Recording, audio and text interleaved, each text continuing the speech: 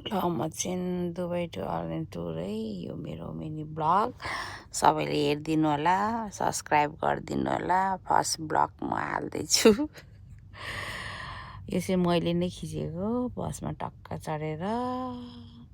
नेपालबाट सामान आएको थियो र गएँ म त नेपाली रेस्टुरेन्ट खोज्दै खोज्दै नेपाली हो नि त होइन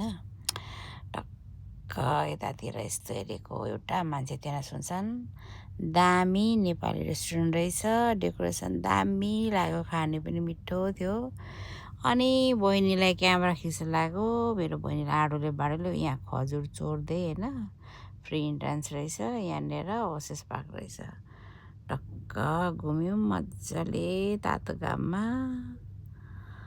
मजाले घुम्यौँ अनि फेरि तातो पानीमा tap tap tap tap tap पानी देख्नु हुँदैन मलाई त फेरि के हुन्छ है ए तातो न चिसो अनि फेरि गयौँ म्युजियमतिर म्युजियम चाहिँ तातो रहेछ यहाँ चढेको गर्मीले झन्नै मरेँ म त लास्टै गर्मी एसी एउटा नभएको रहेछ चिसो मान्छे खासै कोही हुँदैन रहेछ अनि बेलुकाखेरि फेरि आएको बेला घुम्न जाऊ जाउँ डाँडातिर भनेर फेरि ट्याक्सीमा लाग्यौँ डाँडातिर गयौँ